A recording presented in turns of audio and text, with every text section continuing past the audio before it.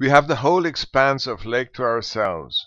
No other person is in sight, no industrial noise, no sign of rain or thunder up here, at an elevation of some 380 meters. Nothing but blue skies, no wind, and very comfortably warm air. Soon I have to take off my fishing vest and even the lifesaver. The air is 23 degrees centigrade. Even the water is 21 degrees centigrade. Although this normally equates with poor fishing conditions, we are encouraged by the many fish rising all around us. Perhaps deeper down the water is still cool enough. We thoroughly enjoy the morning and each other's company. Our conversation touches on shared experiences in different places in Canada and Europe, and we regret that our wives are not with us. I am convinced that this is exactly the kind of fishing that Chris would love.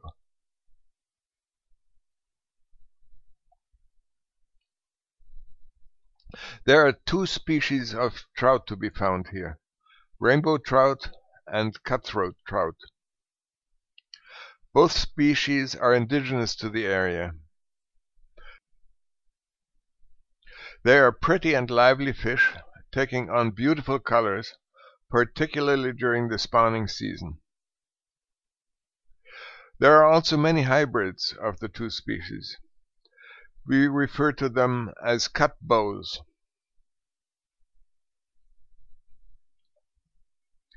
Using my reliable and silent electric motor, we are slowly moving towards our destination, the mouth of Walker Creek, coming down from the slopes to the north of us.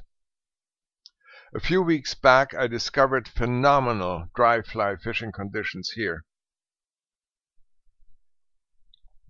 While we are motoring along the north shore of the reservoir, I am trolling a woolly bugger, a wet fly, behind the boat.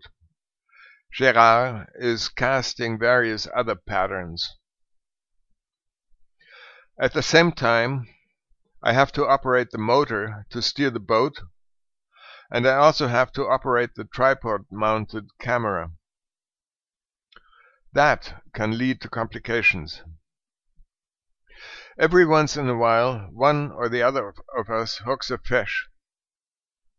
At one time, a little trout distracts me enough to almost end up in the bushes off the shore. We let these fish go, hoping for an occasional big one, which we know are rarely caught out here. We figure we are running a trout education exercise. We use barbless hooks. These usually catch the fish in the lip, so there's very little trauma to these aggressive, colorful little fish. They appear healthy, if not altogether grateful, as they disappear into the depth of their accustomed realm. After about an hour, we round a point which signals arrival at our destination, Walker Creek. Here we exchange the trolling gear with dry fly casting equipment, floating lines, and floating fly patterns.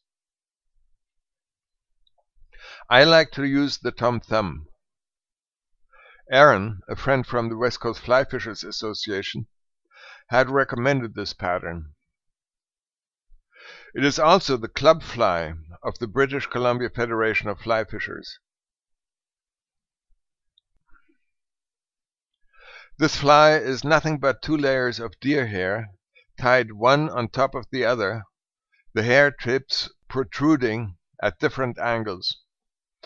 I have tied them in different sizes and different shades and hues: white, tan, brown, and dark brown. After a fly like this has caught some 20 fish, it looks quite different. But this does not decrease its effectiveness.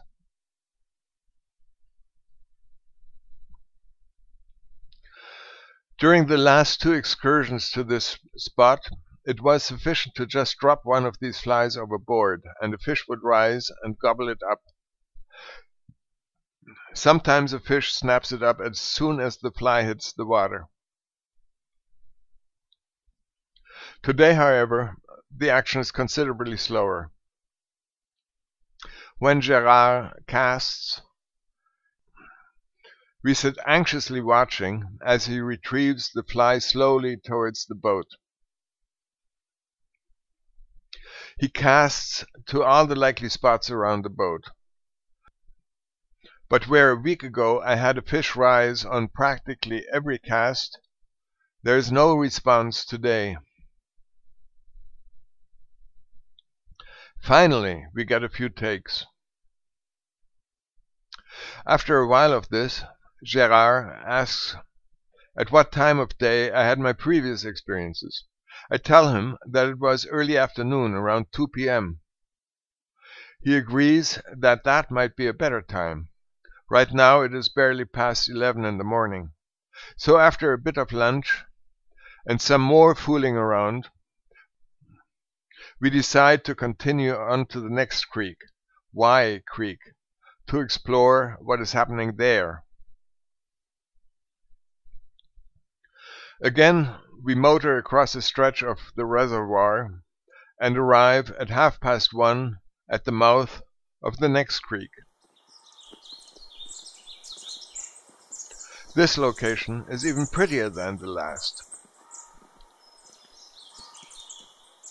The creek arrives in a curve and the willow bushes lit bright green in the noonday sun.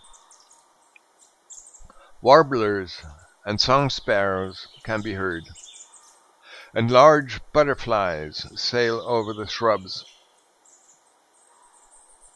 As we approach the spot, we glide over large submerged boulders, sometimes spotting large trout gliding past in the clear depth below us.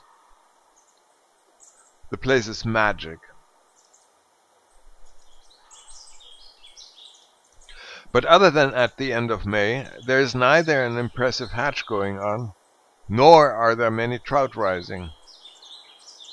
Nonetheless, it does not take long before we get a take on our dry flies and we are into fish. We catch a few good-sized fish. Fish of 12 inches, 30 centimeters, and we keep our bag limit of 4 fish each.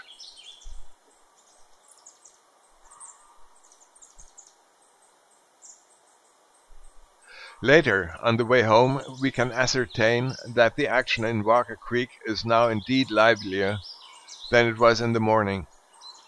We stay only briefly because it is getting late. But at the end of the day, we caught more than 50 fish, approximately 1/3 of them on the dry fly, the rest trolling. We enjoyed 2 visits of a bald eagle looking us over, and we had 2 encounters with his competition, the osprey, who caught our attention with his piercing, jubilant call. We had a full day of sun and of splendid comradeship in perfect weather. We were also perfectly equipped, and everything functioned without the slightest glitch. What more can one hope for? We made it home by close to 8 p.m. This, however, was way too late in the view of those we had left behind.